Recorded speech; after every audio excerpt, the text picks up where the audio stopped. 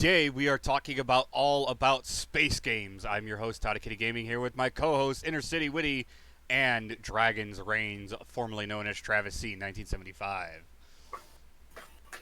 Say hello, you guys. What's Hey, up? good. Greetings and salutations. That's not how you say hello. But yes, as I said, today we were talking all about space games. We have an interesting lineup for you. Empyrean, Warframe, Hellpoint, Starfinder, nope, not Starfinder.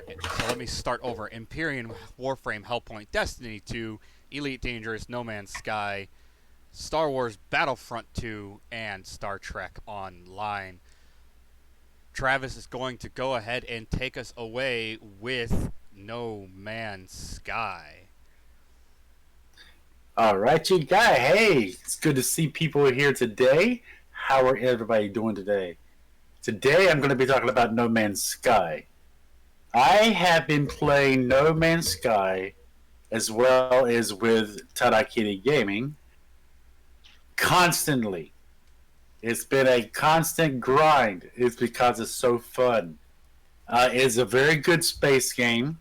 There is so much stuff to do in it. It's like you could take hours and hours and hours. Whenever I first started playing it, I pretty much got lost in the game to where I didn't even know where time went. Before I even knew it, it was like 3-4 hours into the game before I even noticed I was even doing anything.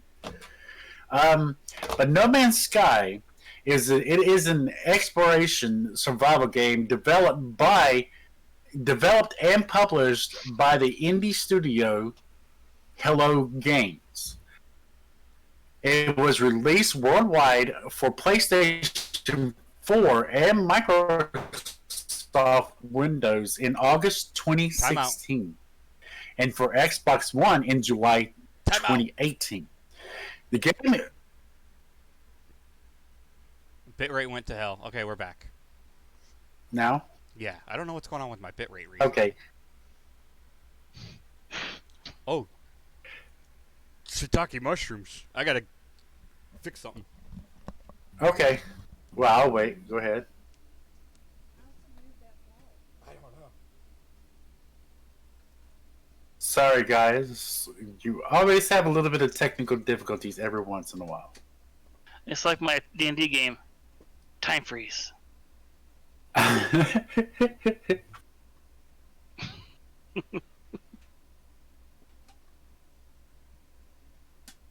He's trying to fix something, I think.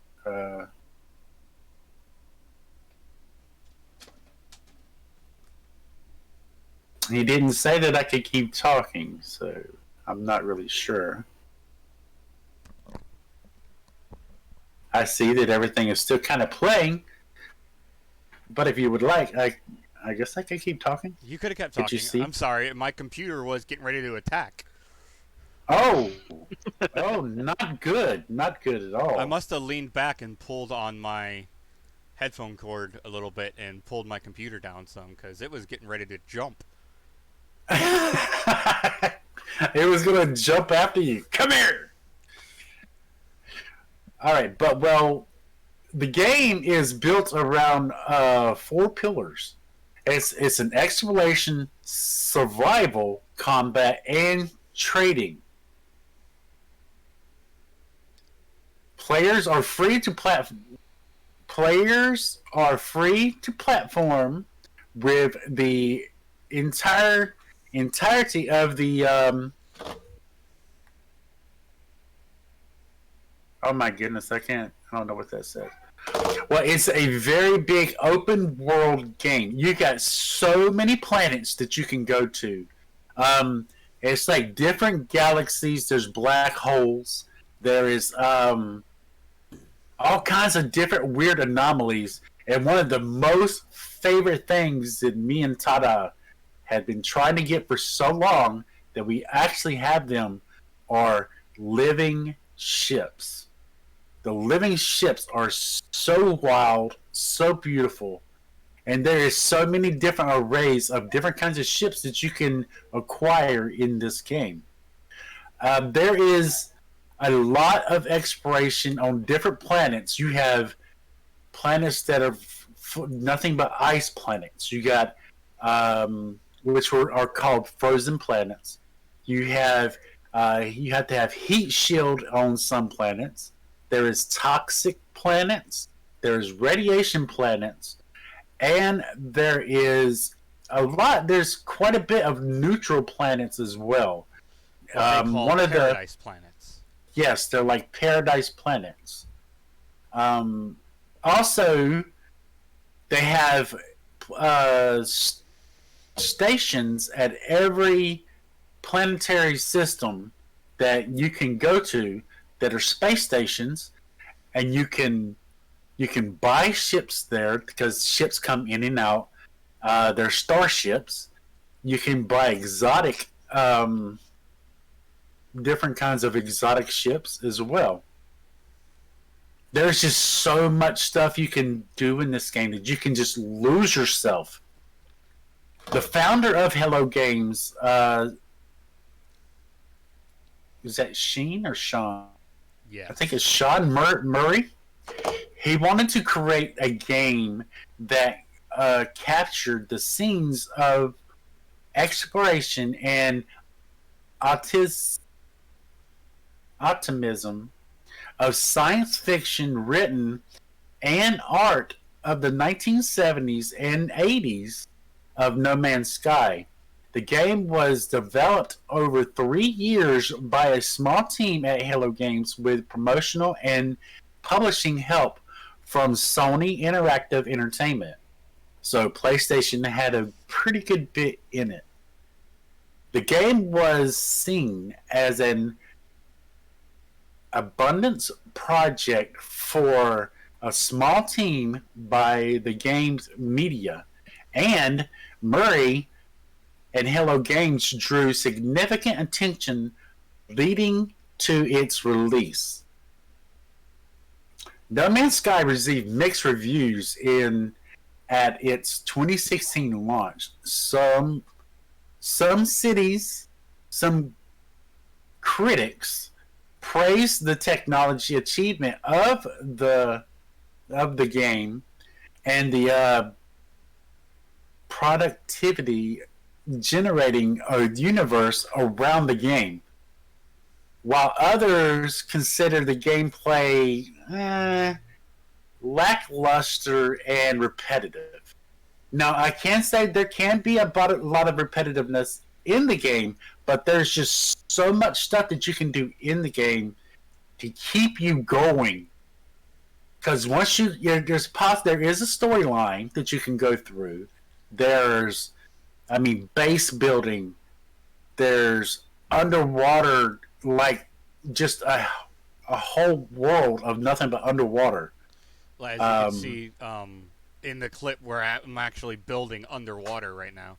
Yeah, we are making a base this underwater as of now in the game. The game that's was kind of a lie. Now we are stuck on a planet without enough plants for us to fulfill our mission. That is very, very true, which makes no sense to me that there's a thing that we go to that's called the anomaly. You call the anomaly to you. You go inside, and there's this thing called the Nexus. It is a thing to where you can actually. It's a machine that you can actually go in and accept missions to get you this stuff called Quicksilver. Quicksilver is another thing that's inside of the anomaly that you can buy trinkets. You can buy different kinds of faces that you can put on in the game. There's like trophies that you can take, and you can actually take these trophies and make trophy cases and everything with this stuff. Your backpacks can have different colors with the contrail that comes out of the backpack, As you see, as well. As you could see in the clip, I have a green jetpack trail, and you catch a couple glimpses of Travis's blue trail. Yes, I use a blue trail in mine. The game, and it's just like it gets you. It sent us to a frozen planet that's supposed to have 14 different types of plant life, and we're kind of stuck on 12. So we can't find the other two. But other than that, I mean, the game is excellent. Like I said, I've lost myself into this game. It is truly a game of a different sort for me that I never thought that I would be interested in. Once I got in and started playing, I got very drawn into the game itself. Uh, Also, there's different things in the game that is pretty awesome. That, like as you see, is you can make your bases really big. You can make them small. You can have epic bases. Um, Also, they just implemented in there a by beat radio. It's like a giant, boombox, and you can make your own kind of music. It's not the kind of music that you think. It's not like music that you can just get from the radio. It's music you have to make yourself, kind of like Marshmallow or Ned Zedge or something like that. Is pretty cool. But it is actually a new update that they had just brought in not too long ago. Like I was saying, is that the game was further criticized due to Hello Games' lack of communication in the months following the launch, creating a hostile backlash from some of its players' base. Murray stated later that Hello Games had failed to control the Hype. pretty much, yeah, the hype of the game from the media and the larger than expected player count at launch, creating the I lost some spot. Creating a hostile backlash from the player's base. More stated that the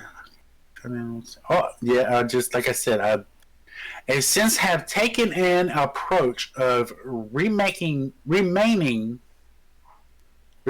quiet about updates to No Man's Sky until they are nearly ready to ship and to avoid, some miscommunications. That's not me. The promotions and marketing of No Man's Sky becomes a subject to debate that the video game industry has used No Man's Sky as an example of mishaps and to avoid in marketing.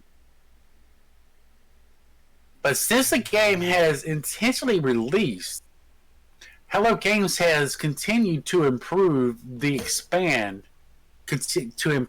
and expand No Man's Sky to achieve the vision of the experience they wanted to build.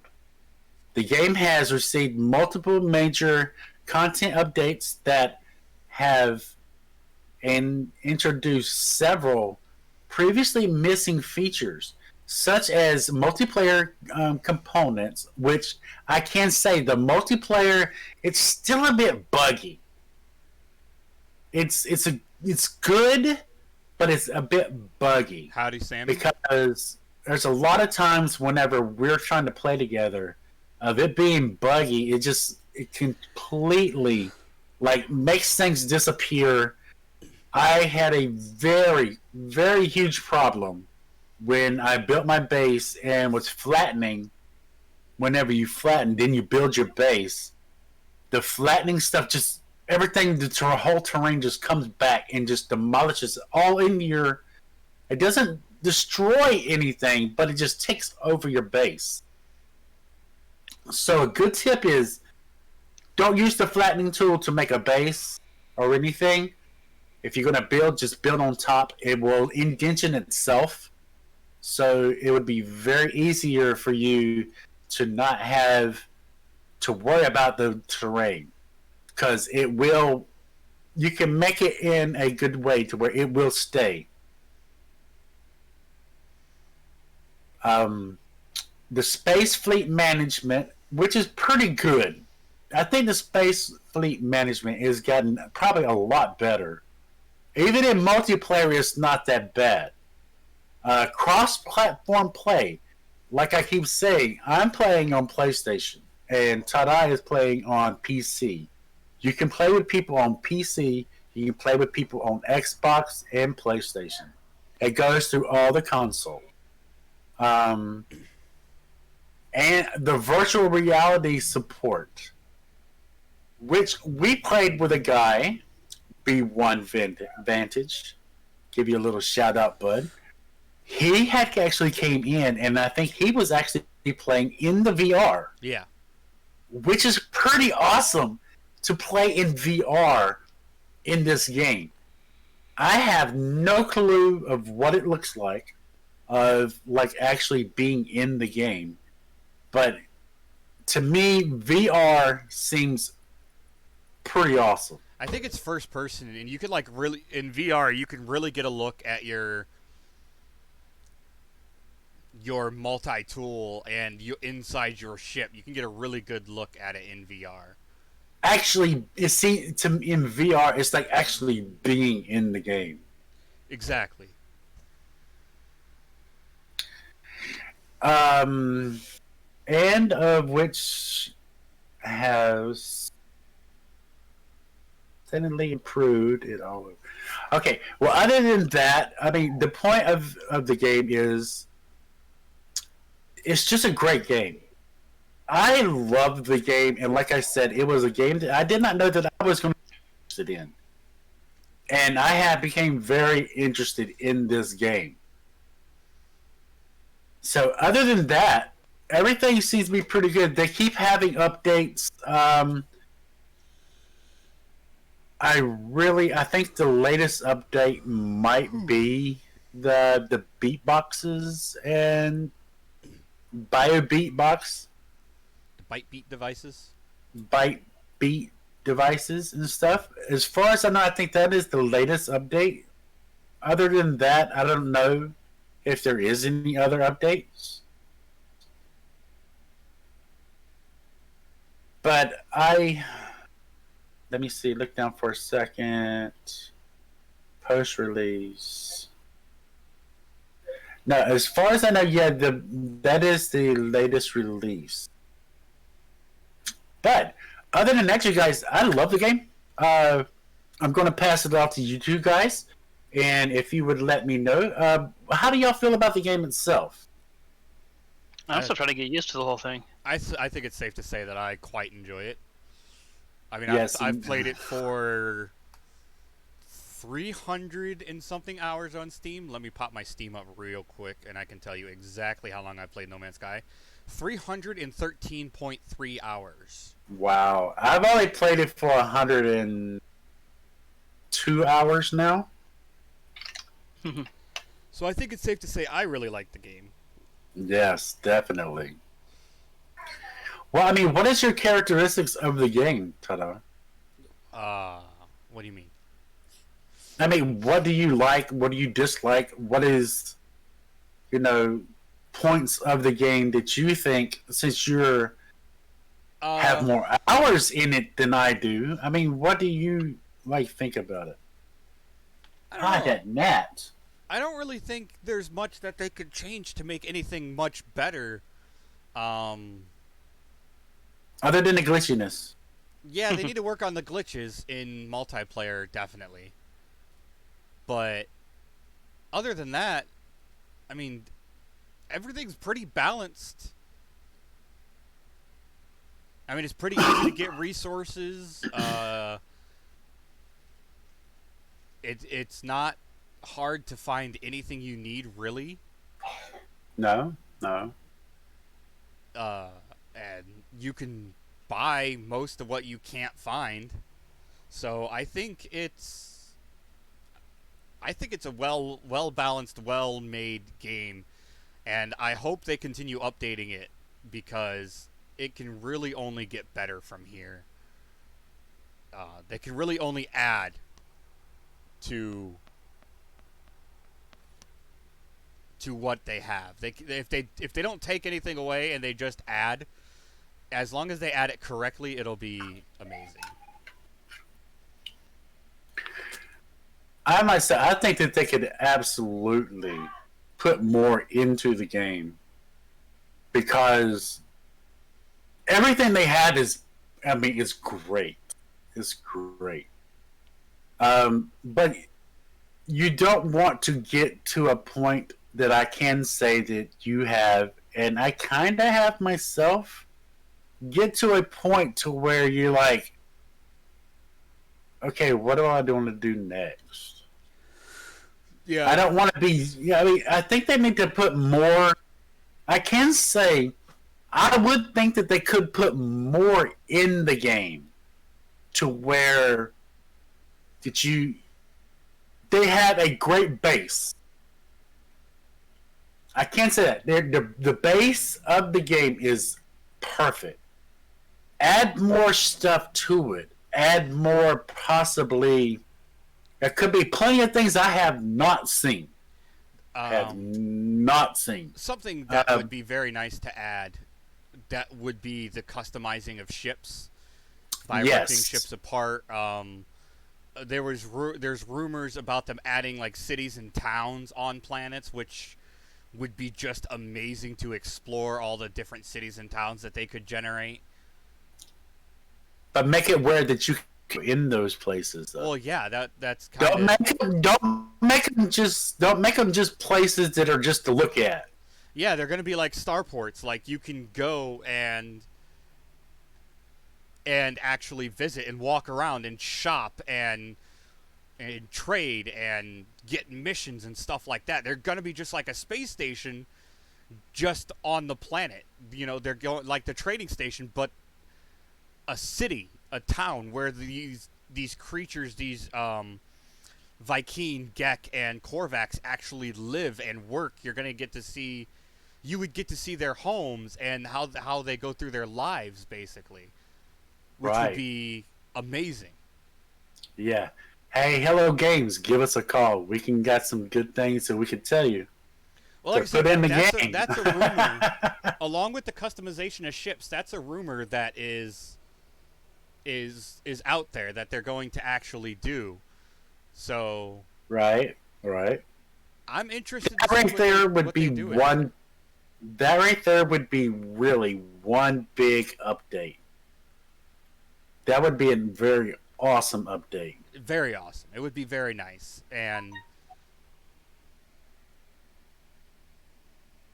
you get Sean on the horn button says. I think that as you said that they have a very solid base, and they have a few things on top of that base. But if they add more not really branches, because branches can fall off and die, but true. More, yeah. I don't know, more options for things to do. Make some things more intricate, and some things keep the trading system the way it is. It works. It's good. But maybe make base building more intricate. Maybe add more base parts, so you can really go crazy with bases. Yeah. Because we're having a problem right now with something that we thought was pylines, and if you know what pylines is, yeah, making an actual, say, like you have your place where you put your ship, right? But underneath it, there's nothing that looks like it's holding it. So we thought, we went to the anomaly, unlocked them and everything, and come to find out, the feet on it were only that big. The So, game calls them struts and foundations, yes, and and it is the only not. ones that are in the actual build menu are for the cuboid rooms, and those Yes, foundations are teeny tiny. yes, very tiny. It would be cool to actually make it to where you actually could have them, to where you could actually make them to where they go from the top all the way to the ground, to where it looks like your stuff is actually sitting up there. Travis did find a good way to combat that, though. He built basically giant square rooms underneath his landing pads, which look Yeah. rather nice. And he built So them out there of is, metal, so they look really sturdy, which is nice. yeah. So there is ways to get around it, but I believe that they could put more in the game, as in you could probably put more in there for base building. And if you're You on could probably, PC, as Button said, mods do help. yes, but mods do not help for PlayStation or Xbox. So something they could add is full on mod support. If they integrated mod support, or gave full on mod support for both consoles and PC, That's true. it would benefit the game greatly for both console and PC players. Yes, Because anything they don't want to add themselves, modders have probably added. true, very true. And not only that, modders would probably put some awesome stuff in there. Um, hint, hint, like button pusher in a certain game that's going to be coming up here later. So, I mean, there's just so much that can be done with this game. I, to myself, really wish that I'm, well, not wish, but me to myself, I just hope they don't just stop doing anything else in this game. I want them to keep building and building and building into this game, because they could go so much further. And it is a game that I like, and it seems that Tada likes, and a lot of people like, that I think, like I said, it is a great game. It is really fun to play. You can get yourself lost in it a lot quicker than you have for a story person like me, that's an RPG guy, to play a space game that I did not think that I would ever get into. I give it I give it a good thumbs up. So, All right, I think we've dilly dallied on this game long enough, though. It is a great game, in short and in long. We love it. So, Witty, take it away. What are you going to talk about first? Mainly some update news about what Elite Dangerous is going through right now. Elite Dangerous. It is. All right, go ahead and take it away then. Oh, you remember earlier in the year that they announced how they're going to do a next era update, correct? Yes. That's been delayed till 2021. Kind of figured that because of COVID Oh. and everything. well, dang. Yeah. That was also announced earlier as well. But did you also know that the fleet carriers itself, Yeah. that was supposed to be in 2018? Yeah, that was when it was originally announced it's supposed to be released, and it got delayed 15,000 times. Yeah. Yeah, but Elite Dangerous still the next era update, which developer Frontiers previously described as a defining moment in the history of the game, will no longer meet the anticipated December 2020 release date, and is now expected to launch early next year. I believe Button and I called that like 7 months ago in January when Button, before they even announced what the update was gonna be, me and Button are like, yeah, it's not gonna happen till maybe spring of next year. You guys are correct on that though. They still haven't announced what exactly it is, what they are doing for this update. I'm actually kind of curious on what they are going to be doing now too as well. I know what they're gonna be doing for the next huge update. I can tell you. I kind of Space wish legs. I kind of wish you could build your own ground base on a planet. That'd be kind of cool too, like No Man's Sky does. Nope. But they Space legs. But they also posted, also in May, that on their post forums about the delay as well.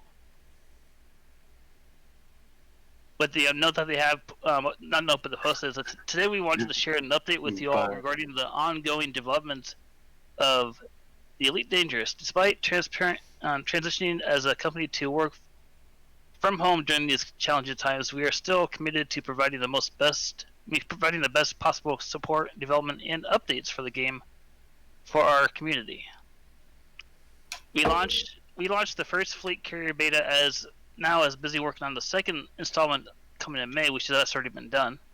The second, I'll see here. Yeah, however, during this certain period, we've also had to re-examine our long-term roadmap and make some adjustments to ensure that we can bring you an incredible new Elite Dangerous experience without compromising the team who works at Frontier. The next air release date will now be moved slightly from December 2020 to early 2021. Which means that it'll be delayed till the end of 2021, and then we're not gonna get space legs for 2 more years. But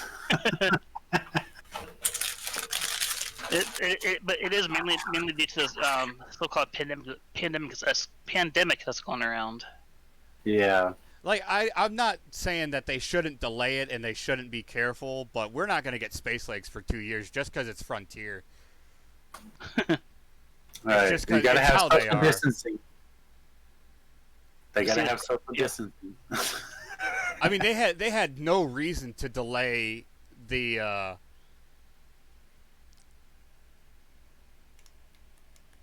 Here's a bit of another number. This footage is from my old computer, by the way, so that's why it's so jumpy.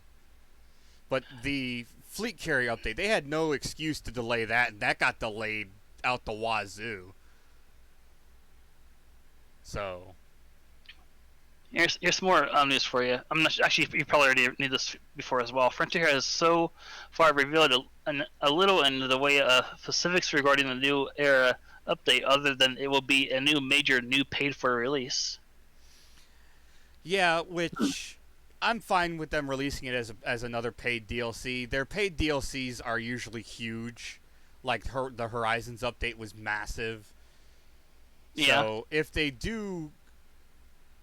if the Space Legs is paid, which is what they're saying, I'm fine with it. I'm not saying that they shouldn't do it. They should.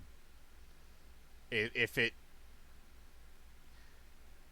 it's the size of Horizons, it's fine as a DLC. If it's itty bitty like the fleet carriers, then I'll be upset because they'll full price it because that's how they are. Yeah, besides the new paper release, which will dramatically expand gameplay, which will include new significant new releases to appeal to existing commanders, while being specifically designed to be compelling, attractive, and welcoming entry point for new players. So they're doing a lot of the things, especially how when people first start the game, they go through the whole experience as well when you're trying to fly the ship for the first time. Oh man, yeah. Witty, can you post that link into the chat, please? What I'm going through right now? Yes. I believe that's what Button wants.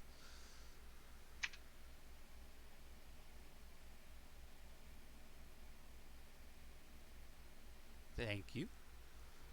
Yep, that is what I'm looking through right now. I haven't played Elite in a while. I've been kind of getting the itch to play it and fly around in some super fast ships. But No Especially, Man's Sky fills that itch pretty well, so you mean that one little ship they had was like 500 meters per second or something like that? yeah. The combat in But Elite is far above No Man's Sky, though. I will admit that Elite's combat is so in depth compared to No Man's Sky. yeah, but can you actually go to planets Yes. Yeah. and like land on the planets and get out, and you can't walk, right? You can get out in an SRV, but you cannot walk around. You cannot explore the inside of your freighter. You don't have frigates to send on missions. There's nothing to really discover on planets. Ah, dude. There's a lot of jumping game, isn't there? Yeah, exploration is like the biggest thing in Elite. I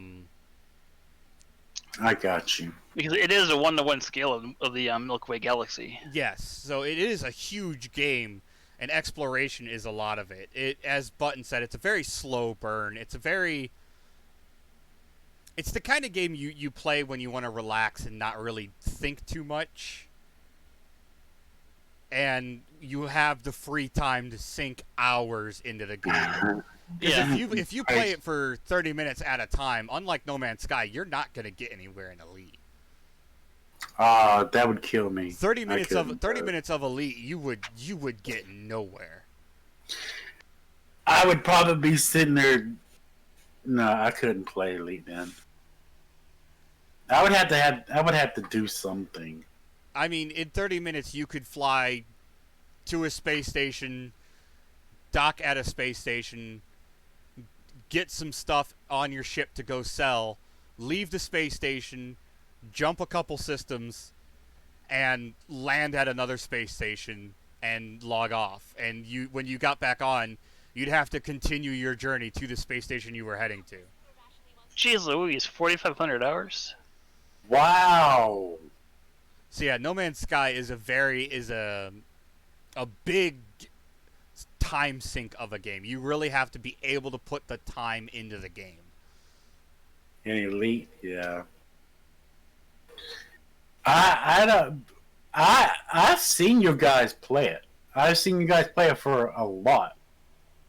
And to me, I just myself, I don't know. I could be wrong. It could be a game that I get like, whoa, I like playing this one too. But I don't think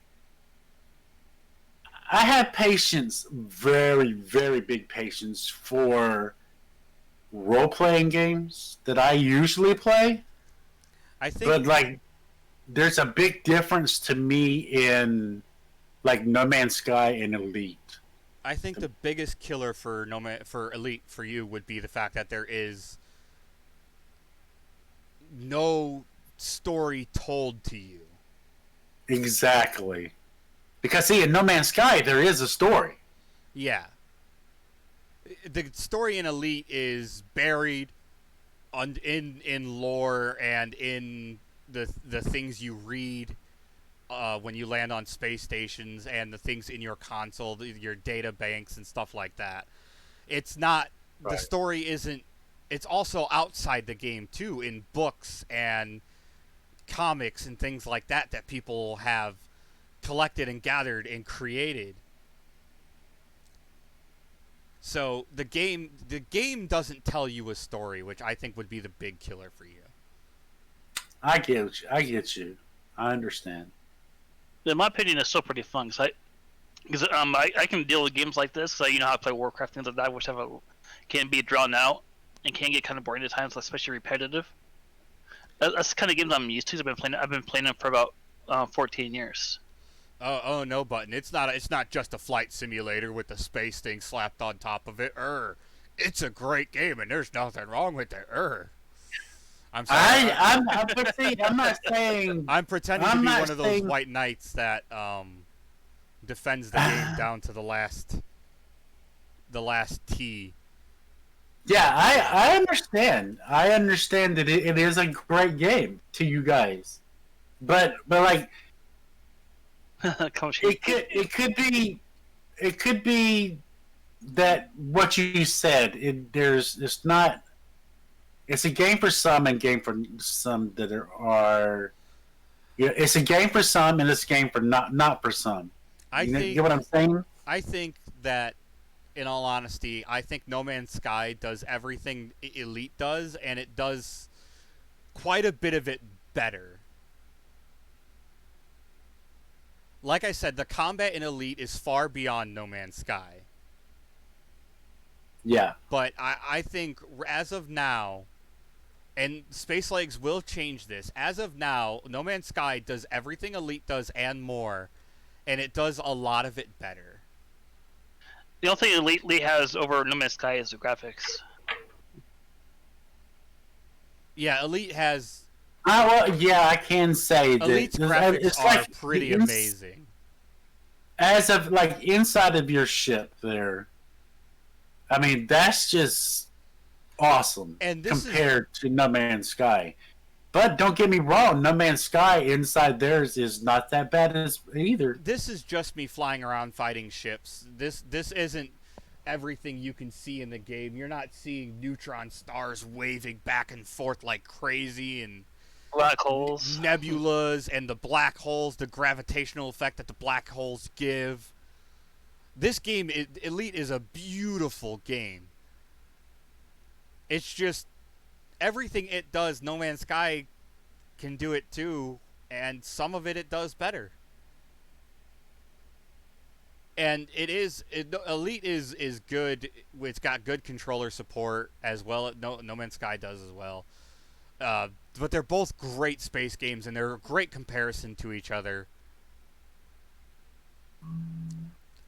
Yeah. I just hope that nobody thinks we're trashing one over the other, and it's not like that. We love them no. both. It's just Elite scratches a certain itch, and No Man's Sky scratches a certain itch, and they kind of overlap a little bit. So No Man's Sky's itch scratches a little bit more. Yeah, I get you. Well, see, like what I just seen in the Elite promo there. You're actually inside of it and not actually showing the third person. I mean, yeah, is it third person or first person? Yeah, Which one is it? You don't get a third-person view of your ship unless you do the photography thing. Yeah. Right.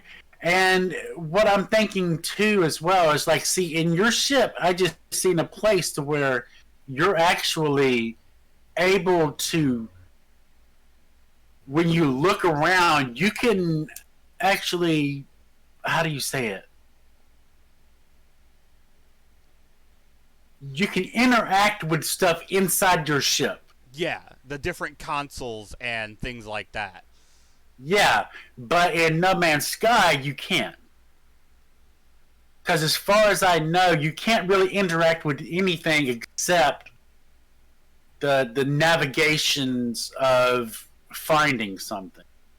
And you can't really even mess with that. So, in Elite, you can actually interact with stuff inside of your ship, and in No Man's Sky, you can't. Yeah, and in VR, when you turn your head to the different panels, they automatically pop up and things like that. So, Elite is a game that if you're going to play it and you have VR, play it in VR. It's because worth it will be 100% worth your time. Wow, look at that. That's a nice ship. I'm a little off from the thing itself, so I actually see a little after than you guys probably do. I'm sorry, Whitty. Travis and I kind of took up all your time talking about Elite. Well, part of this whole thing is we also discussing about the games as well, so that's what True. we're doing. So what Yeah. do you think about the game, Woody? Do you have anything more to add to the game? Well, the one thing I've been wanting to do for a while is I'm still trying to avoid a trip up there, but it's like I'm still like about 100,000 light years away from doing so. Is going to the furthest most point in the galaxy. That's in a way, once you think of the 2D north of the center. Oh, you're trying to go to Beagle Point. No, not Beagle Point. Oh, you're going out past Beagle Point? There's areas that are areas in the game that they can actually get to, where if you look back at the galaxy, you can actually see the actual disk part of the galaxy, not just this close-up stars to it. That is amazing. Wow. Yep, that is without the carrier jump. That's what I'm trying to do. Oh, yeah, and that's another thing. As I'm watching on the screen as well, is that it's like you're putting guns and stuff on your ship. The graphics in that is like God, watching this is making me want to play Elite again. way. The graphics itself is like far better in points of Elite. Because yeah, it's like you're sitting there, you're putting guns and stuff. Like I said, I might be singing it a little bit after you guys, but like you're putting guns and everything on your ship, and it shows like is actually movement and everything. And in No Man's Sky is not like that. Yeah, I gotta sneeze. But I'm gonna try and finish my thought real quick. Okay, I gotta sneeze. Okay. The planets in No Man's Sky are far superior right now. You were talking about graphics. The planets in No Man's Sky are far superior. But when Odyssey comes out, which is Space Legs, they're going to revamp a lot of the planets and make them like habitable planets, and they may be better. They may look better than the planets in No Man's Sky at that point. But we'll just have to wait and see for that. Yeah. Okay, do you feel that this game looks more realistic? In a lot of ways, it does. Yes. I was just looking at that. To me, No Man's Sky is. I know we keep going back from No Man's Sky to Elite, but there's a lot of similarities to a lot of differences in both. That if you look at the ones that is in Elite, it looks graphic wise not as cartoonish as. Trying to hide from the camera did not work. Anyway. I hate to really say it looks more like No Man's Sky may be a little more of a God, how you say it? Cartoon? Not really cartoon, but More No Man's Sky looks more fantasy game than right. And this looks more realistic. more of what our possible future could be. That's what I'm trying to get at. You can tell the difference between both games very much. You can tell the difference. That's what I like most about Elite Dangerous is pretty much our galaxy where we are at, but almost like 1,000 years into the future. What is it? It's yeah, it is. It's It like- is a little over 1,000 years in the future. That's what I like about it the most. If I go back just a moment here, 3306 is when the game takes place. The decade 3300 is when this game takes place.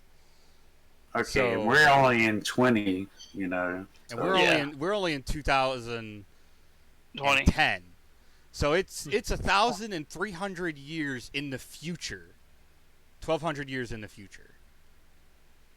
I got you. And during this part of the future, Mars has already been colonized, which actually which here in real time may happen in our lifetime. Yeah, so Elite is more of a realistic future for us. No Man's Sky is, well, I don't really want to spoil anything about No Man's Sky. But No Man's Sky is more of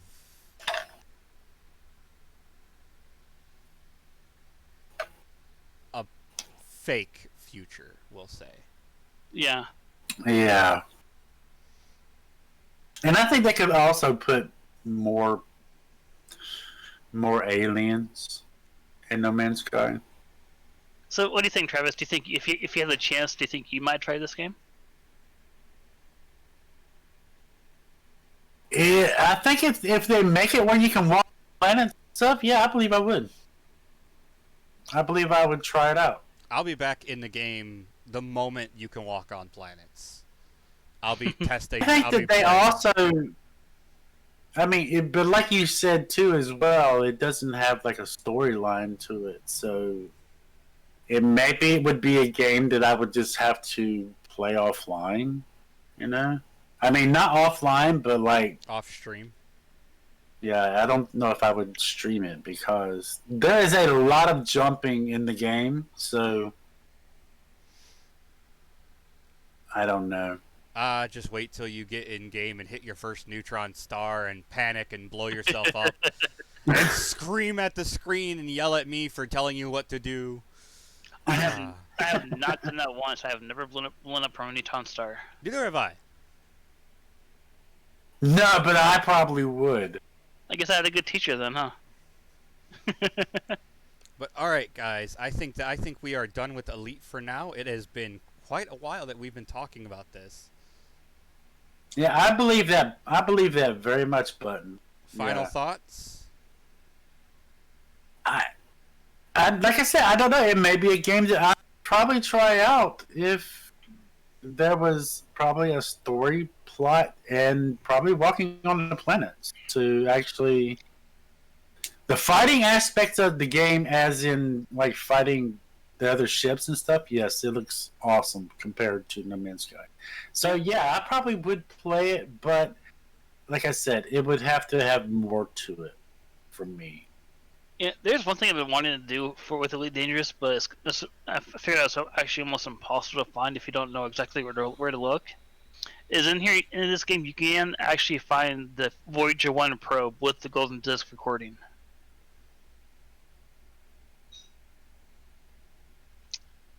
And I'm still trying to figure out where that is at. All right, so that's gonna go ahead and do it for Elite. Okay, Button. I think that we have said plenty about Elite. As I said, we've kind of been dilly-dallying on it for almost 30 minutes.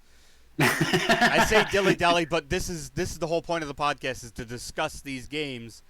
Yeah. But now we're going to go ahead and talk about Empyrean Galactic Survival, which Oh boy, is another huge space exploration, open world survival game, and unfortunately it is only on PC. We'll get that right out of the way.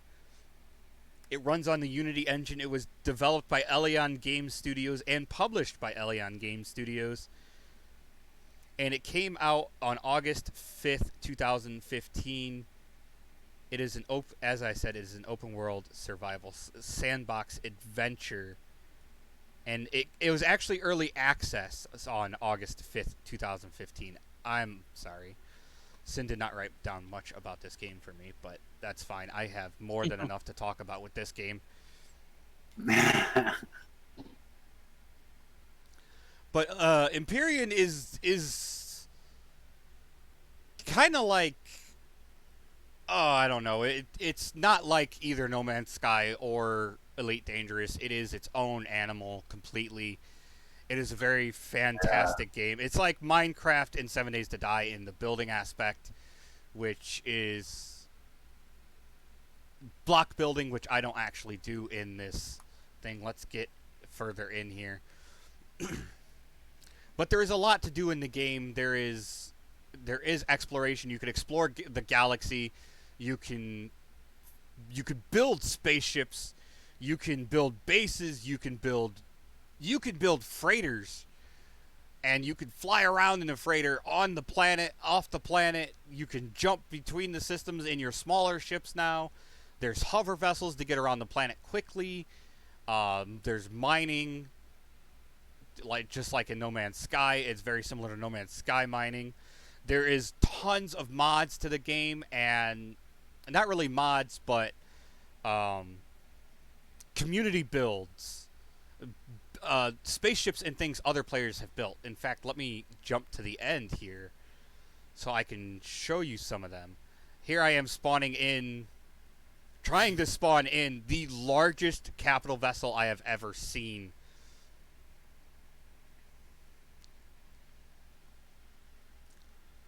And this thing is huge. You can see I have one off to the right on the screen that is a large capital vessel, and I am spawning in something much, much bigger. In just a moment, let me skip forward just a tad bit here so I can actually get on it and fly it around for you guys.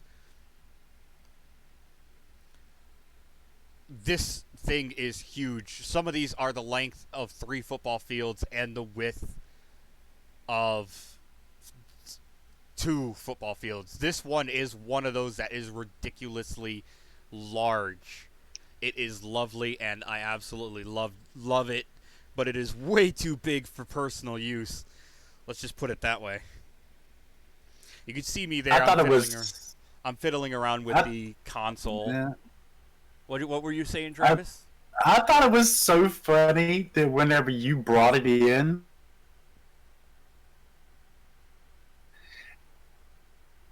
and it looked like it was like right in front of you, but it seemed like it took me like 5 minutes to walk through it. It seemed like it took you. I know. That's what I thought was so funny, but it was like right there. But it was so far away. Let me skip forward a little bit more here. God, that so I'm actually getting to the. It took me at least 2 minutes to walk all the way across from the back to the front half of the ship. This ship, you guys, is massive. Yeah. I spawn one in that's a small capital vessel, about the smallest you can make. It's literally about the smallest capital vessel you can make. And it can fit inside this monstrosity. Yeah. It was so crazy. Here we go. I'm backing it up, and you get to see a side-by-side comparison. This is a great co-op game, as Button is saying. It is. So the white one is about the average size of a capital vessel. And the black one is a monstrosity.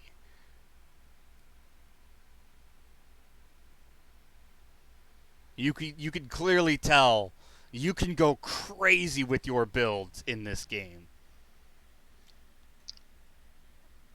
And there is local hosts now, so you don't have to play on a server. You can play on your own hosted computer and have your friends join your game, like with Conan Exiles and 7 Days to Die has.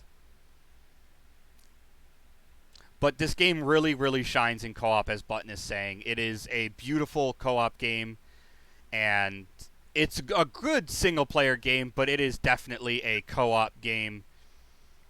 It was built to be a co-op multiplayer experience, and there's just so much you can do. Earlier on in this clip, I want to show the capital vessel nearly fitting inside the other capital vessel, because that's hilarious to me. It almost went in. I'm telling you. And Button and I have both played since about Alpha 3 and 4. So we've played since I think it was in Alpha 12 before it went full release.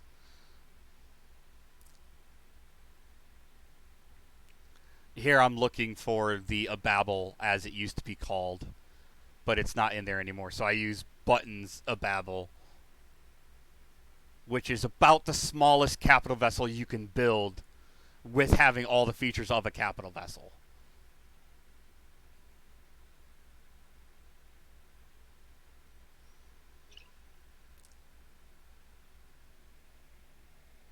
It's about $10 on sale, Button says, so that's one heck of a deal. And as you can see, the capital vessel, that is the other capital vessel, and it looks like a toy compared to the other one. It is, definitely. I don't think he brought it back far enough. That's the reason why it slid off. It looks like a Geo Tracker compared to a Cadillac. These two ships side by side. Like, look at that. It almost fit inside. This must mean like a Mini Cooper compared to a Plymouth Cuda. Yeah. Put a Mini Cooper and a Plymouth Cuda side by side, and you have these two ships. I think if the wings could have just folded in, Yeah. I guarantee you I it don't would have think went you can in. fold the parts. I don't think there's a option where you can have parts fold, which would be a really cool option. But there's a lot you can do in this game, and there is so much more than what I did. I'll back up so you can see me take on an alien base, and if you heard me actually playing this part, I screamed so many times because this game made me panic. Sure did. The thing of it, I tell you, now the creatures in this game is pretty awesome compared to the other games. Something they added that wasn't in there originally was ship shields. Yeah. The ships have hull shields now.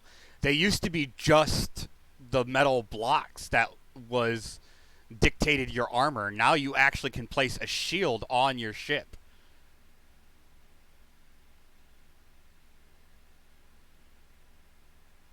He said the turrets react now too. Yeah, the turrets do retract now. Yeah, retract. The turrets retract. The lasers and stuff retract in, so they're not always sticking out.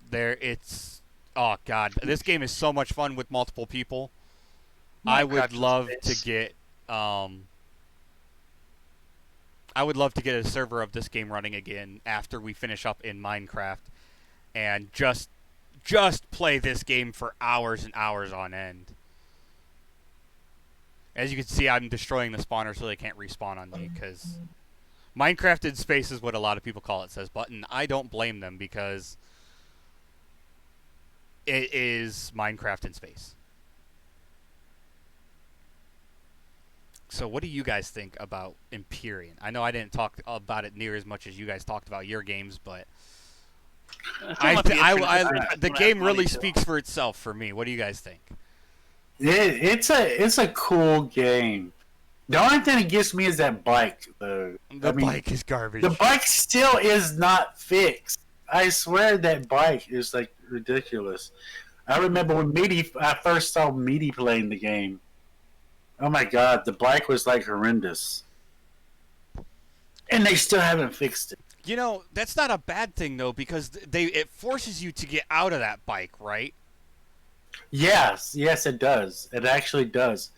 And I thought it was pretty neat that I seen the one that you had made. The Scorpion? The Scorpion one that you made? That was pretty neat. The Scorpion is an awesome hover vessel. Yeah. And it looked like it was pretty fast, too. The Scorpion's not a bad hover vessel. It's a mining vessel. So, it's designed to mine, but it does its job. It's pretty neat. I like it. What do you think, Witty? I kind of talked over you. I apologize for that. I was also saying it might be something for me to try if I ever get the extra money to get it. Well, as Button said, on sale it's about $10, and on the workshop there are racetracks, so we could do races too. Oh wow! But I'd love to get you guys both in it and able to play it, and it is definitely worth the buy on sale.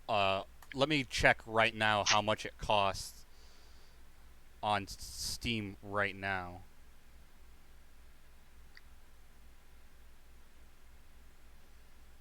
Right now, it is $20. It's $20. That's it, $20. But they probably have sales on them too. It is not on sale right now. It is just $20. Yeah, it's just So regular it is 20. it is definitely worth $20. It is a $20 game, and it is well worth the $20. You can get so many hours out of this game, and there's scenarios that tell you stories. Like, there are scenarios that have stories to them, so even an RPG fan can enjoy the game if you read all the little things that pop up and tell you what to do. If you play a scenario, they tell you a story. It's very interesting. And mod makers can make quests, and mod makers can make their own galaxies. That's a big undertaking. Yeah, you get all this from the Steam Workshop. It's not like there's some hidden mod website or anything. You get all of it from the Steam Workshop. Yeah, a lot of times I was like, I can't wait to get me a better PC because there's so much stuff that could be that I have on Steam that I would like to play that I can't.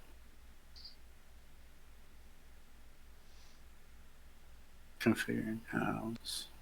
Well, your computer can play 7 Days to Die, so you might be able to play Elite or Empyrean. Empyrean.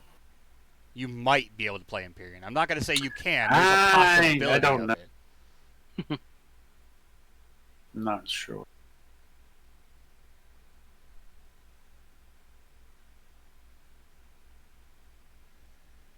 Where's that one spot? I think it was so funny when Godzilla came after The you. GPU, his GPU does have 2 gigabytes of VRAM.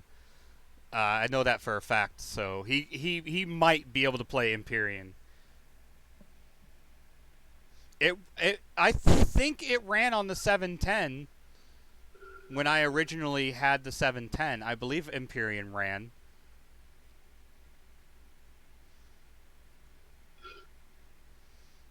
But any other comments about this game? Any thoughts? I think we'll have to check it out. Mm-hmm. I wouldn't have any full thoughts on it unless I actually have a hands-on perspective of playing it first. Alrighty, so next, Witty is going to talk about Destiny 2. No. Oh, no, Travis is going to talk Travis. about And me. Star Wars Star Wars Battlefront 2? 2. Which Yep, the footage Star we are using Wars. is from Apollo 432. So Apollo 432, thank you for the video footage. We unfortunately could not get any of our own, so we are borrowing footage from Apollo 432. Yeah, sorry guys, it was my fault. I didn't. I downloaded Travis it. was and- unprepared. No, I downloaded it, but we started. I was going to do it this morning, but we ended up playing No Man's Sky and kind of went over. So, okay, you guys. Well, this right here is this article is actually that I found was for Star Wars Battlefront 2 is a 2017 action shooter video game based on the Star Wars film franchise. It is the 4th major installment of the Star Wars Battlefront series and 7th overall. Wow, is it the 7th one? Wow. And a sequel to the 2015 reboot of the series. It was developed by EA Dice, as Mitty always says. Dice, please. In contribution.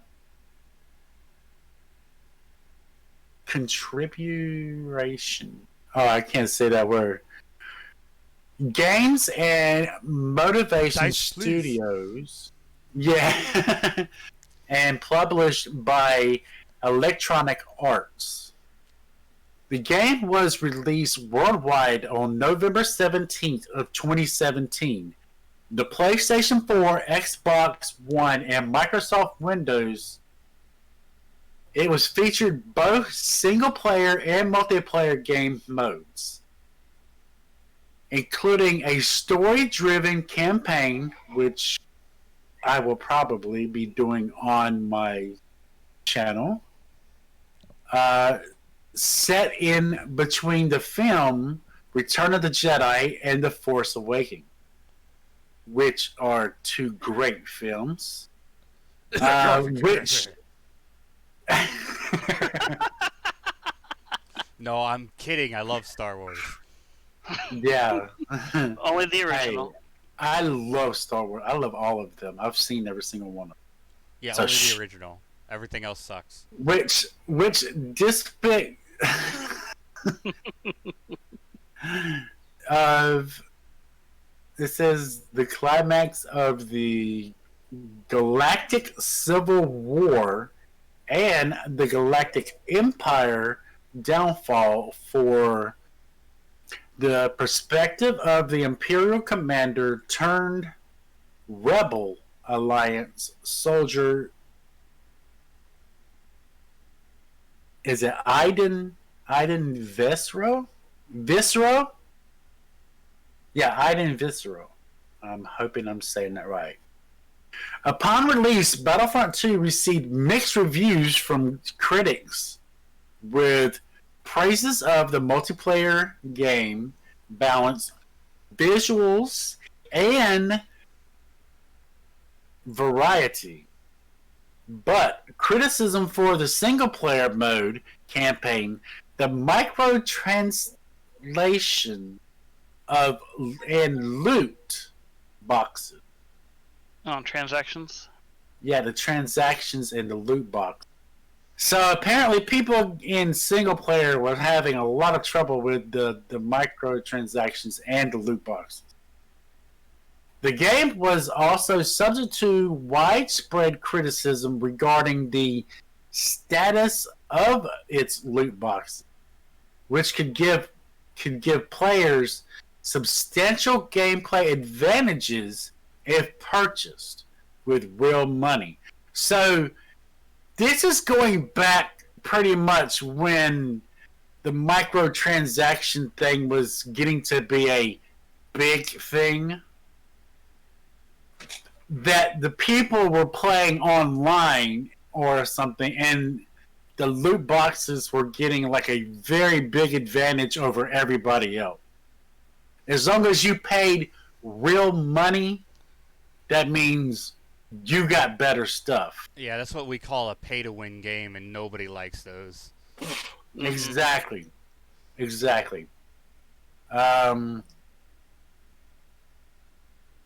A response from EA, the EA community team on Reddit, on the topic becoming a single most downvoted commented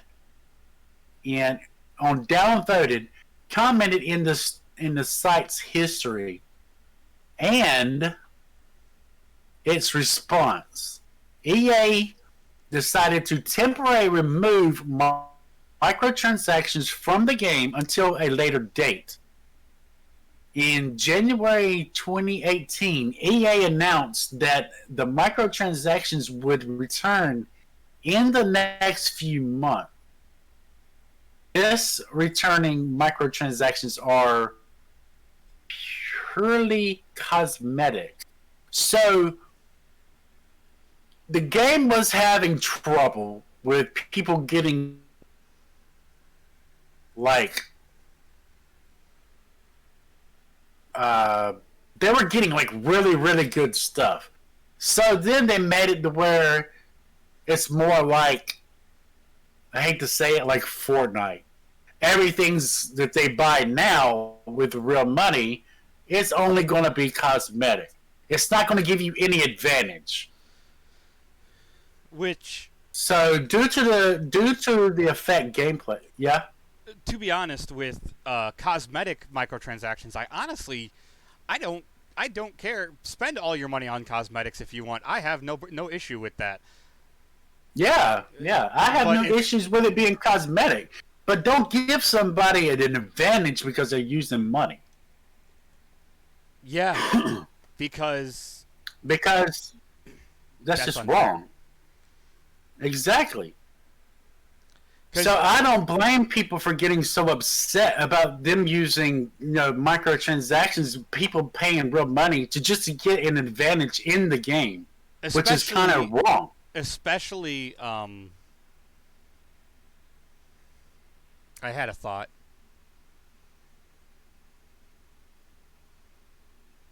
I lost my thought.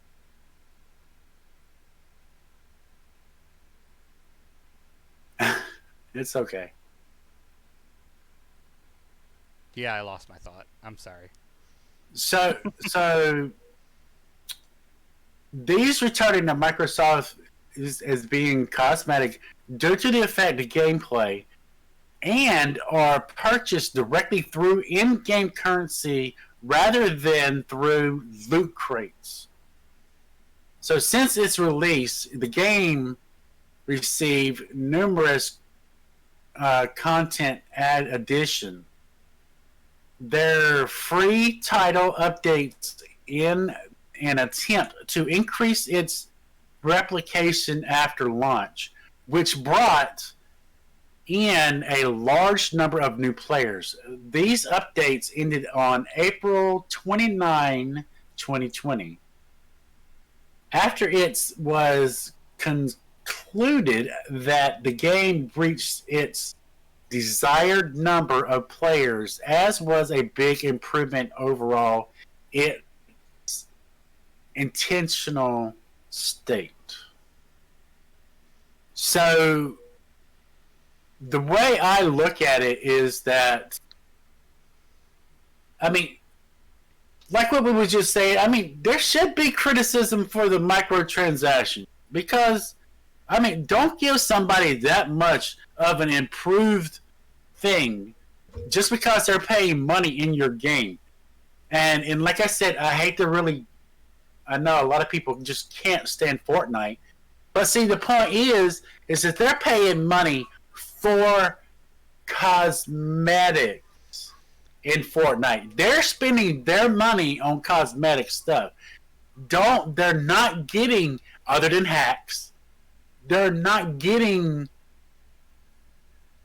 upgradable stuff to give an advantage to other players. Yeah, they're not getting Like they did. They're actually were giving people upgraded stuff to take an advantage of the other people. They're not getting in Fortnite. They're not like getting a better melee weapon, or they're not being able to start off with a gun when they land instead of only the melee weapon. You know, they're exactly. You just get different styles for things. Yeah, so I don't blame them for getting criticism for that.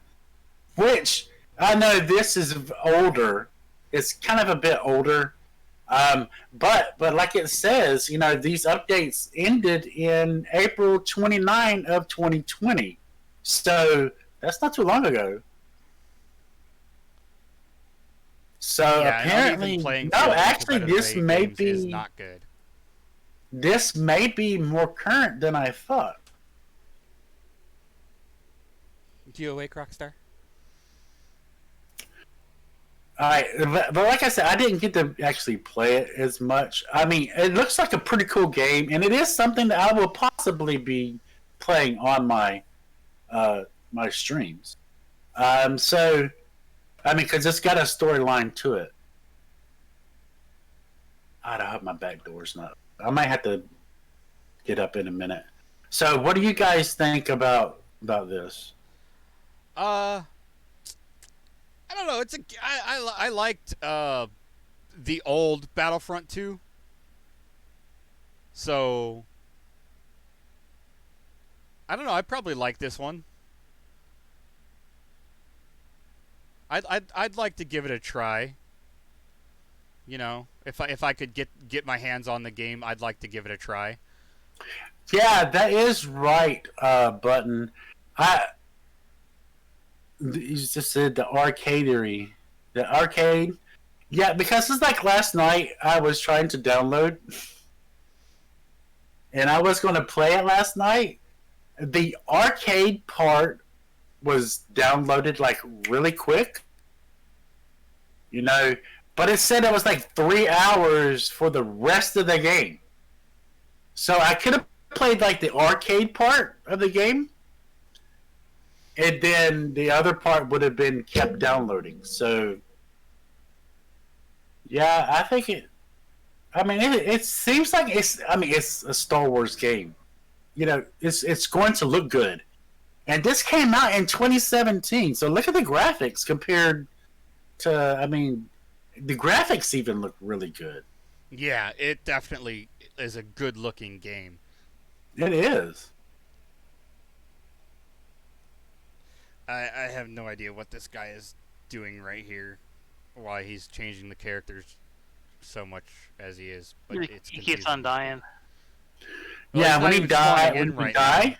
now. Well, yeah, he died, but he's not even spawning in. He keeps looking at the characters and then looking at the leaderboard, and then looking at the characters again. He must be. Yeah, I don't know. Probably a hacker. I don't know. I'm just joking, dude. I'm just joking. I don't know. I mean, maybe there's a reason why. Maybe he's trying to figure something out. He turned to Yoda. Oh, I know what he's doing. There's a thing when you're playing the multiplayer. You want to get Yoda, or you want to get Rey, or the Dark Sith, because they are actually higher powered people, and you can only be those people only at certain times. Oh. But this is only in the multiplayer game. Now, this is true. They can be killed, but most people want to be them because they get to use, as you see, they get to use their lightsabers, and they're not just using the guns and stuff like that. That's why everybody wants to be either Rey or the Dark Sith, or there's Yoda, Darth Vader. I don't know if there's anybody else. I think you could be Han Solo. You could be the Han Emperor. Solo actually. No, I don't think you could be the Emperor. No. He flies around But chain lightninging everyone. No, you can't be the Emperor. I don't think so. I could be wrong. I think Button knows more about the game than I do, so I'm going to trust him. Could you just imagine just I was like, zap, yeah, zap, I wasn't looking. I was actually looking at the thing. You could be Darth Maul, dude. That is so cool. Yeah, you could be Darth Maul. You could be Darth Vader. You could be Rey. Oh, maybe he was Battlefront 1. Yeah, as you see right there, yeah, that's Darth Maul there. Well, like I said, I'm off from you guys. But this right here is like I said, this is in the multiplayer, kind of like Battle Royale kind of thing, you know? It's squad-based team deathmatch type. Yes, yeah.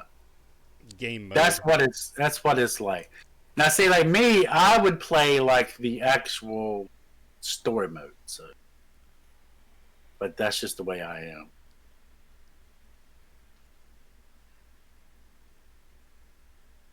So other than that, you guys, that's about all I have for this. Whitty, do you have anything about it? I'm not really. I don't know why, but ever since the first one came out, I tried the first one, but I didn't like it. So I've never tried the second one either. Gotcha. So I don't have a whole lot much to say on it. Gotcha. All right, Witty, take it away with Destiny 2. And I will be right back. I want to make sure of something. Hurry up. You guys, go for it. Yeah, hurry up. Go for it. Go for it. Don't worry about me. Yeah, it is fairly big news for the new update in November for Destiny 2. They are now introducing the DCV on November 10th, called the Destiny Content Vault. Every season, every time a new season comes out, all stuff from the previous one of the previous seasons is going into the vault while new things come back out. Oh, so like Warframe does. Yeah, just like Warframe. That's gonna start November 10th. Yep, when you guys clarify the content that will be removed from Destiny 2 this November, when the game undergoes major shakeup to the reduced complexity and get rid of some of the more tired content. November 10th, Io, Titan, Mars, Mercury, and the Leviathan will all enter the Destiny content vault in two new areas. The Cosmodrome and Europa will be added. Mind you, the Cosmodrome and Europa were two content areas from Destiny 1. Europa is an area from Warframe 2, I think. Yeah, I believe so too. You can't hear Witty over Witty's talking. Ha. I actually found the website where it shows everything that's going to be removed and everything that's going to be still be available on Internet Day. It's actually a pretty big list. I won't go over everything, but I will go over some of it. Sorry, I won't go over what's going to stay there, but I will be going what is going to be removed. Let's see here. The strikes that are going to be removed are are from Io, Titan, Mars, and Mercury. They have 1, 2, 3, 4, 5, 6, 7 strikes that are being removed from the game. So the strikes are pretty much like three-man dungeons for Destiny. Keep going. See, dungeons, nothing will be removed. Raids, they're removing the Leviathan raid, Eater of Worlds raid, Spire of Stars, Scourge of the Past, and Crown of Sorrows. All those raids will be removed from Destiny. They'll still have the Last Wish and Garden of Salvation. They're going to keep those added to it. The Gambit maps, which is like PvP/PvE at the same time. They're removing Cathedral of Scars and Kel's Grave from that list, but they're keeping everything else in there as well. PvP maps, that's going to be a big thing here as well, because they have, let's see here, they're actually bringing back four PvP maps from Destiny 1 into Destiny 2. That's one thing I'm going to be liking about that, is the older content back again. I see Benderfall, Exodus Blue, Rusted Lands, Twilight Gap, yeah, I've been there.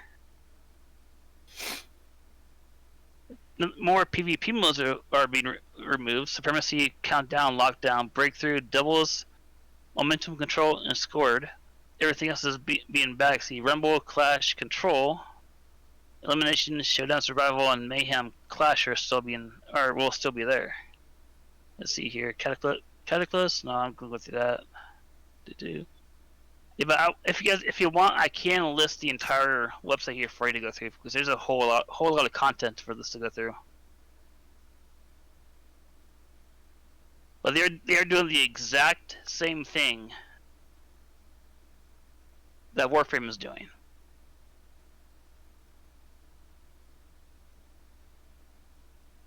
One thing I wish they would do is that they would add more, subclasses or new classes to the game, so you actually have more variety to it. But right now, this is still the exact same 3 classes and the exact same 3 subclasses for each one. I wish they would actually bring more to it.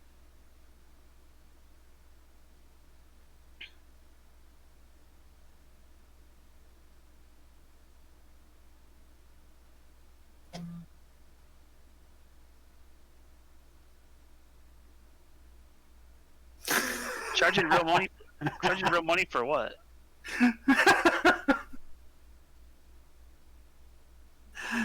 Oh my god, you guys. That is so funny.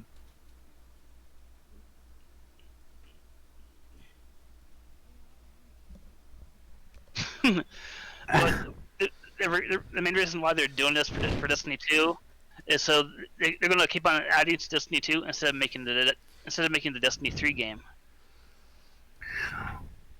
Well, I mean, Hey, why did I get a storm of sticky nade thrown at me? there is a lot of money in this game. I don't know if you know that or not. There is a lot of money in that game. There is microtransactions, but it's mainly cosmetics, including your jump ship and your sparrow. But that's pretty much about it. Everything else is all cosmetic for the microtransactions. Oh my gosh! I'm sorry. I just seen the new Dune movie coming back out. Doom. But well, I remember the original Dune movie, but yeah, there's a lot of money that goes through the microtransactions as well. I mean, I don't know if it actually gives you. I think it is all cosmetic as well. Yep, all cosmetic in Destiny 2. But I think there's more to the game than there is really. Yeah, the original when the Destiny 2 first came out, when it was part of Activision and Blizzard, they actually had a real good storyline for Destiny 2 before Bungie bought the rights back and transferred it to Steam as a free to play. They did, yeah. It was pretty good, but now I mean it's. Well, the story is still there. It's just the update they made. Yeah, the update they made to give players that have been there for a while or ones that don't want to go right into the story, they want to kind of free explore, made it bad for players that do want to experience the story. Oh, missed exactly. And yes, all capes in Destiny 2 are cosmetic. You have to pay 1,000 in-game credits for them, which is like $5 American. Right. To get a cape. And that's just the basic cape. Then there's the upgraded cape that you could customize. That's $10 American. But that's just ridiculous. I'm kidding. I hope you're kidding. I'm kidding. If that was I'm just kidding. I mean, that would be like a smack in the face. Yeah, no, I was just joking. Anything? Are we done with Destiny 2? I did put the link in chat if you actually want to go through the entire thing, because there's a lot of stuff to go through, and I didn't want to read it all because it'll take a lot of time to read it all. Alrighty, well, next up is me, right? With Yep. Warframe. So I'm going to be rather quick about this in the interest of time, because we are running low on that. Warframe is a free-to-play action role-playing third-person shooter multiplayer online game. Developed and published by Digital Extremis, released for Windows in March of 2013. It was ported to the PlayStation 4 in November of 2013 and Xbox One in September of 2014 and the Switch in November of 2018. And it is planned to be ported to the PlayStation 5 and Xbox One X,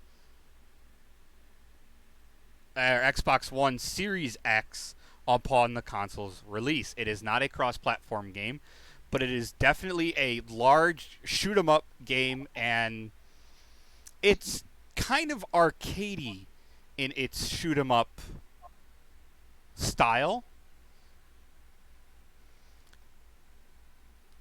It's hard to explain the game without having a little bit more information at hand, but it is, as it says, it's a third-person shooter. It's a third-person shooter. There are microtransactions, but they're mostly cosmetic. You can get weapons, but you can get just as good. You can get the exact same weapons by earning them. It has awesome hoverboards and great fishing. I don't know. There's a lot to it. There's 2 large open, quote-unquote, open world areas. There is a lot you can do in the game. There's a lot of different. It's very repetitive, but there is a lot of different missions. So I was going to say that I've noticed that Warframe actually is repetitive. but I don't have too much to say about the game. The little bit that I said, it says it all. There's been constant content releases. The game has changed a lot since it first came out. I can tell you that much. New update last month. Yeah, new update just last month. When it first came out, you chose a faction at the beginning, and you kind of played that faction in a way. I don't remember it exactly, but yeah. What do you guys think about Warframe? You both have played it at least a little bit. Mm-hmm. I used to play it nonstop before I moved where I'm at now. I didn't say I didn't. I think Warframe is freaking awesome. I mean, it's a good game. But like I said, it does seem. Yeah, it's not really cross-platform. But like I said too, also is that it does seem kind of repetitive. The game you do a lot of the same missions over and over again. So, but what trips me out the most is whenever I've watched you play it, and just like all you do is basically glide through the air. It's like you don't run; you just fly through the. Yeah, you just fly through the things. The one thing that kind of bothers me, but it's actually still part of the game itself, is you have to wait actual real time for everything to be built.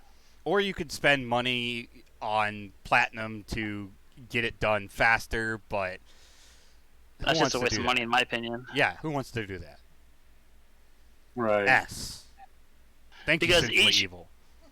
Every Warframe that you want to try to make, it has 3 parts to it. Each part takes 12 hours to make.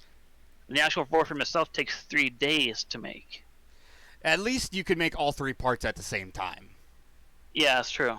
So you don't have to do a part and then another part and then another part. So yeah, you only have to wait 3.5 days instead of 4.5 days, as long as you can make all the parts at once. Well, I mean, don't get me wrong. I mean, not to go back to No Man's Sky, but for the living ship, you have to wait 4 days to do the living ship. You have to wait. You have to at least wait for at least 4 days for the living ship. But to get another living ship, you don't have to wait any time at all. So right. That's a big difference. Except for you're gonna have 10,000 nanites, which is kind of hard to, unless you farm a lot. Yeah. And that takes time and money. Not real life money, in-game money. No. In-game money, and like the living slime and stuff takes a lot of time. Unless you have a mod, which I do not. So I don't either. No. So that's what I'm saying. They take time, which is okay. I mean, it's not like it's a bad thing, because it's not like you don't have other things you can do within that time.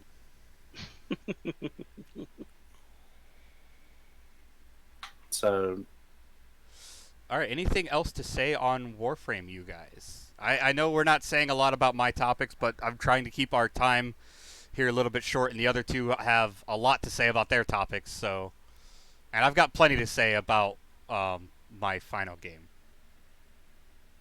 Okay. Landline still exists. Sure. No, they don't. That was fake. That was a simulated phone call.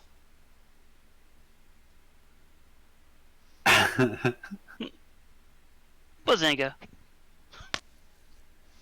All right, Travis, we are back to you with Star Trek Yeah, Online, Star and I Trek want to say Online.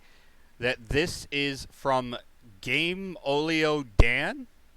So thank you, Game Oleo Dan, for the footage. We are borrowing your footage today. I hope you don't mind. Game Oleo Dan. Credits for this Star Trek Online footage goes to Game Oleo Dan. I want to say it multiple times so that they can't say that I didn't give them credit for it. Game Oleo Dan, Right. thank you for your footage. We are borrowing it today. All right, Travis, take it away. Remember, try to keep it a little bit shorter. We are low on time. Yeah, I've never played the game. Don't know too much of what it's about, but it is a massive, let me say, massive multiplayer online role-playing game, MMORPG. It is developed by Cypress Studios. Yeah, that's right, Cypress. Okay, Cypress Studios. Based on the Star Trek franchise. The game is set in the 25th century, 30 years after the event of Star Trek Nemesis. Star Trek Online is the first massively multiplayer online role-playing game with the Star Trek franchises. Am I rereading that? I'm not rereading that. Why is it on there twice? For Microsoft Windows in February 2010 at launch. The game requires a technical. What? The game required a game purchase and a recruiting monthly fee in January 2012. In relaunching with a tier of free-to-play access availability, after a public beta testing period, a version of the game was released for OS X in March 2014 due to technical issues with the post support of OS X ended in February 2016. It was later released on PlayStation 4 and Xbox One in September 2016. So each player acts as the captain of their own ship. Players are able to play as a starship controlling as a starship. Controlling the starship engines, technical and science systems by keyboard, mouse, and using an on-screen console. Players can also beam down the move around as player characters in various settings as across to access to weapons and specific support and combat skills related to their own characters' classes. The two combat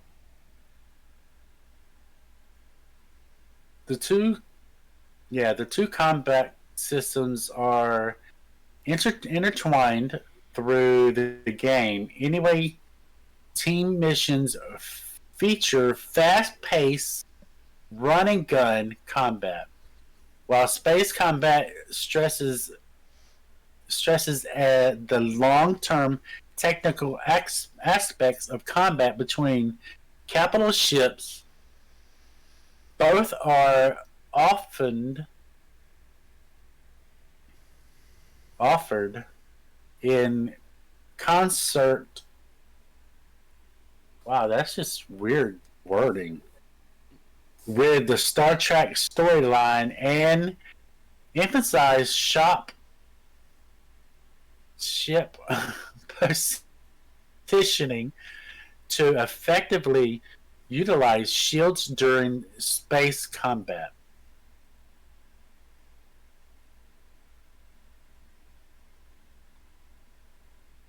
So it's pretty much. I mean, it's more like to me, possibly just like an. It's an online game, as well as it's an MMO RPG game.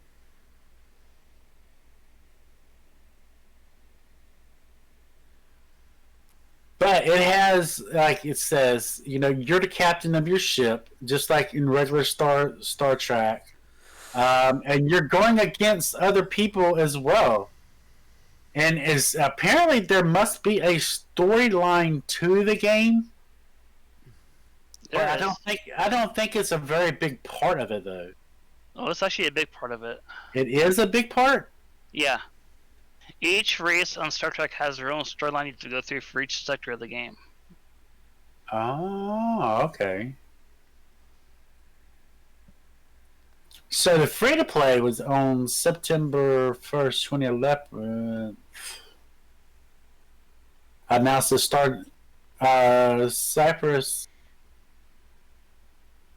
Yeah, Star Trek Online would switch to free to play, but without full access to all the items. Later, it was announced that free to play would be starting Tuesday, January 17, 2012. Free to play for existing but canceled customs begins Thursday, January 25th. January 5th. So that was for the free to play. What? Coffee? It does have expansion packs. It has Legacy of Make me coffee. Romulus. It has an expansion pack of Delta Rising. Agents Coffee. of Yesterday. That was a good one. And Victory is Life. Victory is life. So it has 1, 2, 3, 4. It has Sorry. 4 expansion packs from it. Other than that, that's really all I have to talk about the game. Do you have anything to add with it? Oh, sorry. Yeah. Travis, finish your thought. No. That's what I was going to say. If y'all have anything to add to it.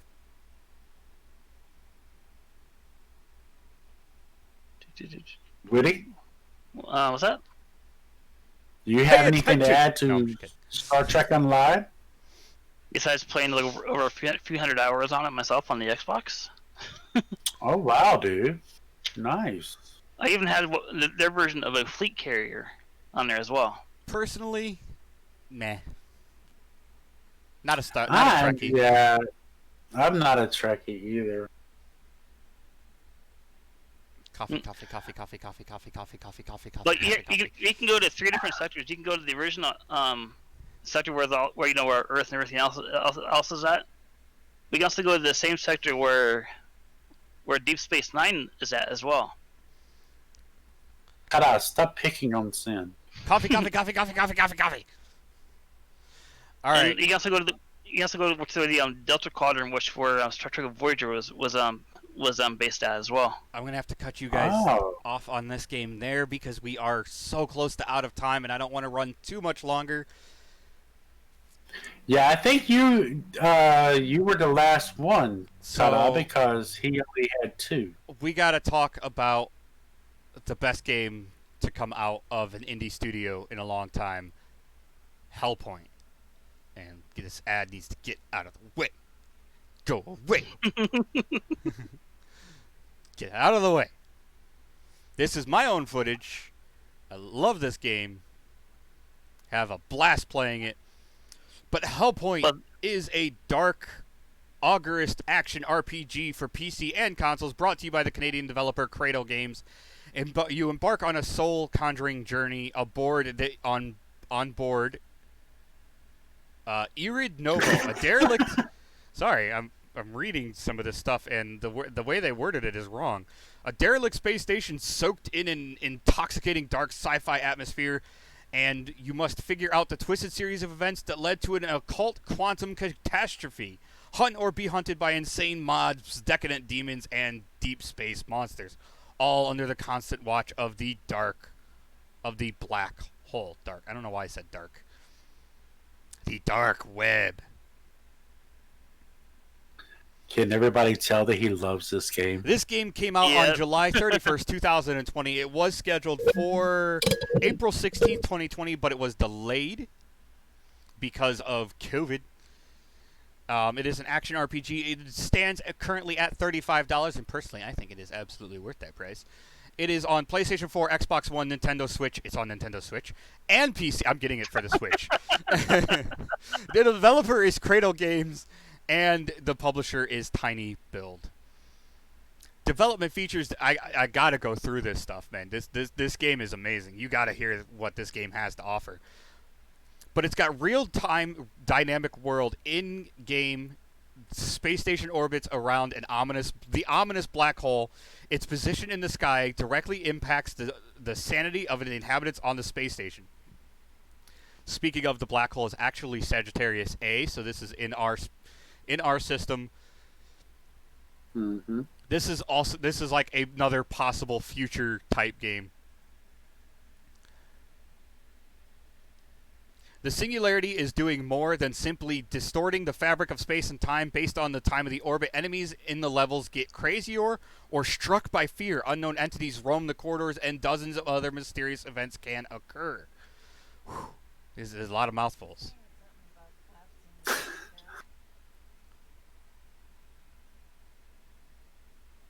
You still got 10 minutes, bud.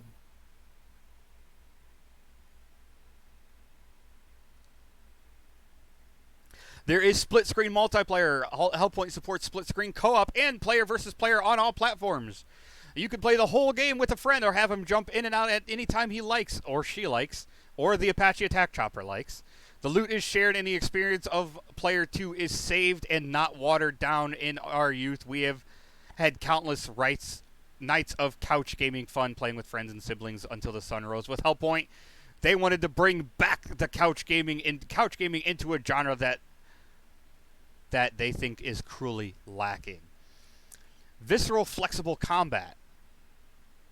I love the game. I'm sorry. Hellpoint allows you to play the way you want using crafting and customization system. You can adjust your weapons and powers to your own playstyle. Do you prefer healing power to heal more over time or instantaneously?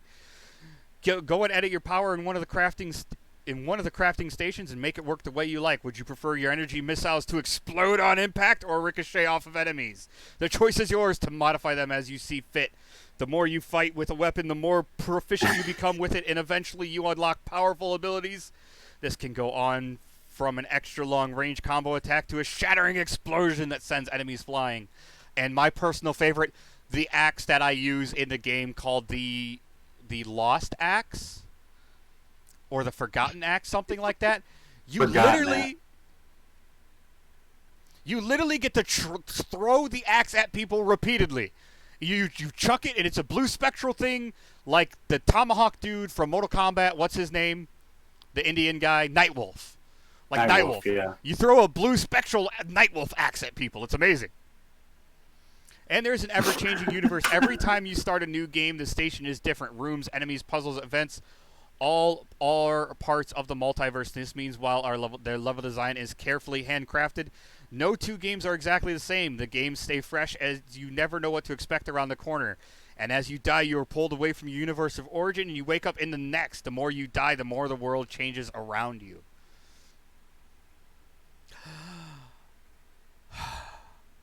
I absolutely love this game, you guys, and I think it is definitely worth it. I'll read you the system specs if you want me to. I'll open that page. No, I could have swore. I was just sitting there, and I could have seen like a guy like fall down, but over from the top that fell all the way down and like died right beside you? Oh yeah, the guy that falls down and dies in there. It's a jump scare. But you guys, this is a Souls-like from what I consider an indie studio that holds up to the Souls games on its own. This is an amazing game, and I fell in love with it when I played the free sequel chapter, The Thespian Feast, which is still currently free on Steam. So if you don't know if you'll like the game, you could go download the free sequel chapter and play it, and you can get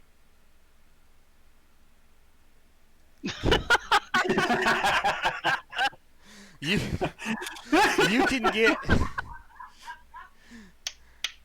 you can get a lot of hours just out of that one sequel chapter. They offer you 3 different classes to play as in the sequel chapter, which gives you a good idea for how the game is played. And you could experience quite a large area of the game that is actually in the main game. You could actually go to that area in the main game, and I think you can transfer your save character over. This is a very, very... This game, it hit every level for me. It was perfect in every way I needed it to be when I got my hands on it, and I absolutely love it. Oh. And for $35 so and not being a AAA title, $35 may be a little steep for it not being a AAA title, but the game is a very good game if you like the Souls games. And there's so much you can do in it. And I watched one Souls player, I saw one Souls player play it through. Hello, Gimli Gaming. But he didn't seem to see everything that the game had to offer because he hasn't played it since. And I feel bad for him because this game is like my Dark Souls 2. I feel like everyone's going to hate it, but I'm going to love it. And it's just it's an amazing game that's not going to get the attention it needs. I'm wondering if they're going to expand it. I don't think they're going to add anything to the game, but I do think that the sequel chapter hinted towards a Hellpoint 2. And obviously, Okay. I will have my hands on that. Of course you would. I will have my hands on that as soon as it comes out, and I will be playing the crap out of it as well. As soon as it's hinted, my hands will be all over that pie. As soon as they mentioned making the Hellpoint 2 pie, my hands will be in that pie, and I will be devouring that pie. The pie, the cake, whatever you want to call it, I will be in that game.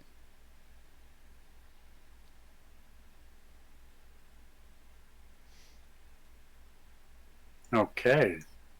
So I like it. I mean, it seems like a cool game. It's one of the games that I would have possibly rage quit. So That's the beauty of the Souls-like games, isn't it? The rage quitting. yes. That's part of We're the not going to beauty. have that much time for. We're not going to have that much time for questions. No, but that's okay. unfortunately, you guys, that is pretty much all the time. Witty, do you have any comments about Hellpoint? In my opinion, it's something good for me to watch, but for me playing myself, it's not. For some reason, it's not really my type of game. I completely understand that, and I agree with you. It is not your type of game. You don't seem to have the temperament for the Souls games. I'm not being mean. I'm just saying you seem to rage a lot faster than I do. So I don't think you have the temperament for the Souls likes. So I definitely think it's more of a watch than play for you, as it is probably for a lot of people. Gimli said I found out that my PC has a demon inside. At this point, noting that comment from Gimli, I will provide you with the number for an exorcist and bid you farewell.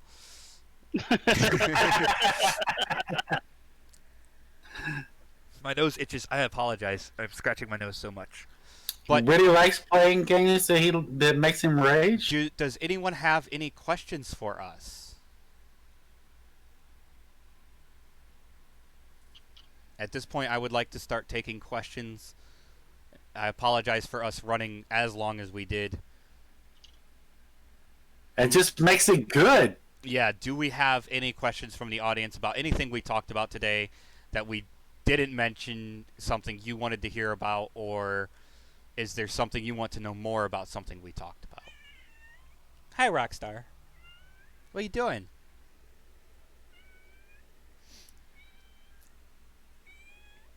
Well, here, come here. Let's put you on camera for everybody because you want to say hi.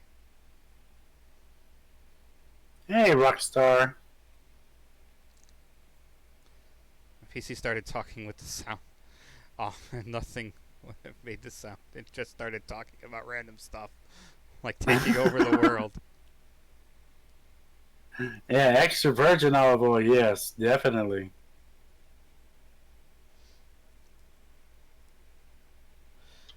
As I said, Gimli, I will provide you with the number for an exorcist. It's 555-55123.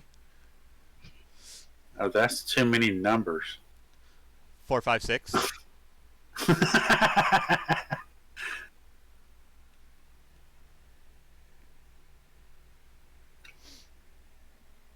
Okay, well, I guess it's 3 o'clock, and All right. If I nobody gotta has go any, outside to get my daughter. So.